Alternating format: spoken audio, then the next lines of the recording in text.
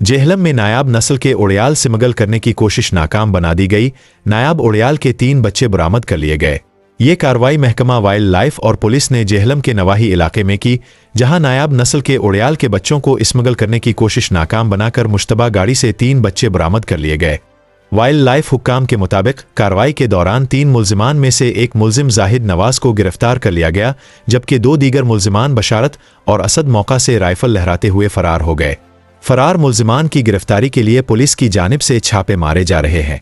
महकमा wild life का कहना है कि गिरफ्तार मुल्जिम जाहिद नवाज नायाब नस्ल के उन उड़ियाल के बच्चों को शिकार के बाद गैर कानूनी तरीके से स्मगल करने की कोशिश कर रहा था। मुल्जिम के खिलाफ थाना चौटाला में FIR दर्ज कर ली गई है और कानूनी कार्रवाई जारी है। महकमा वाइल्ड लाइफ के एहलकारों ने उड़ियाल के बरामद शुदा बच्चों को अपनी तहवील में लेकर उन्हें महफूज तरीके से लाहौर मुंतकिल कर दिया है, जहां उनकी देखभाल की जाएगी। महकमा वाइल्ड लाइफ ने इस कामयाब कार्रवाई को नायाब जानवरों के तहफ़्फ़ुज़ की जानिब एक अहम कदम करार दिया है और आवाम से अपील की है कि किसी भी गैर कानूनी शिकार स्मगलिंग की इत्तला फौरी तौर पर हुक्काम को दे।